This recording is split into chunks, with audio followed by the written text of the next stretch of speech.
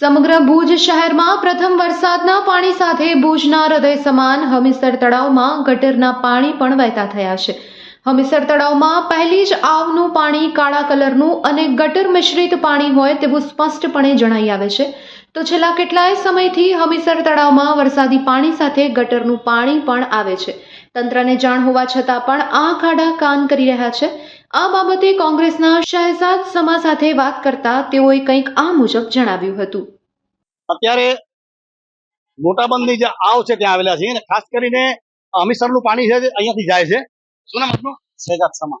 શહેજાદભાઈ, આ કેવું પાણી છે? આ બહુ જ ગંદુ અને ગટરનું પાણી છે। એટલે એક જાતની ગટર જ છે, વરસાદનું પાણી ન કહી શકાય।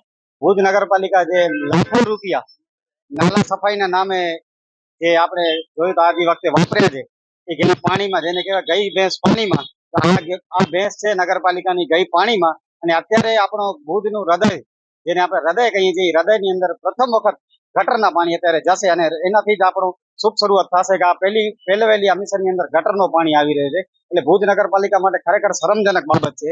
આ જે આવ છે એ આવની અંદર આગળના જે રહેણાંકો વિસ્તારોમાંથી અનેક જગ્યાઓથી ગટરો આવી રહી છે। અવારનવાર મૌખિક રજૂઆતો કરવા છતાં આજ સુધી કોઈ નિર્ણય નથી આવ્યો અને એનું પરિણામ આપણે સૌ આજે અત્યારે જોઈ શકીએ છીએ। ચીફ ઓફિસર સતત ગેરહાજરી બાબત શું કહેશો?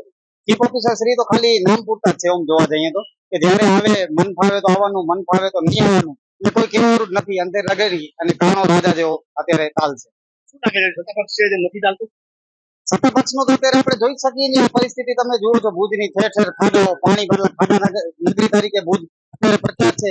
આપણે કાલની જે બનાવ ઘટના એક બની છે, ખૂબ જ દુઃખદ ઘટના છે કે 9 અંશનું મોત થયું છે એક ખાડામાં પડવાથી। અને આ જે જાડી ચમડીના સત્તા જે ચીફ ઓફિસર છે એમને જાણે એમના પેટનું પાણી ન હાલતું હોય તેવી પરિસ્થિતિ થઈ રહી છે। તમે ભુજના નાગરિક શું કહી રહ્યા છે, પણ આ એક નહીં અસંખ્ય લોકો આ રીતે કહી રહ્યા છે, કારણ કે આમાં સીધે સીધું ગટરનું પાણી છે, ડાયરેક્ટ ગટરનું પાણી આવે છે। કારણ કે જેટલી પણ આવ છે ત્યાં ગટરના પાણી મૂકી દેવામાં આવ્યા છે। એટલા બધા સ્માર્ટ અધિકારીઓ છે જે આવની અંદર ચેમ્બર બનેલી છે એ બંધ નથી કરતા। પહેલી વાત તો એ કે આવની અંદર ચેમ્બર હોવી ન જોઈએ। જેટલા પણ રેસિડન્ટ એરિયાઓ છે, દબાણના એરિયાઓ છે, એની ગટરની જે આવ છે એ બધી આમાં હમીરસરની આવમાં મૂકી દીધેલી છે। અને કેટલા વર્ષો પછી જે ઐતિહાસિક તળાવ છે આપણું હમીરસર તળાવ, એમાં લોકો નાય છે, પીવા પાણી કામ આવે છે, કપડાં ધોવા લોકો બહેનો આવતા હોય છે, ત્યારે આ ગટરના પાણીમાં શું બીમારી નહીં થાય? ભુજ નગરપાલિકાના અધિકારી અને પદ અધિકારીની આ નિષ્ફળતાનું આ જોઈ લેતો પ્રતિક કે ગટરના પાણી પ્રથમ વખત હમીરસરમાં જઈ રહ્યા છે।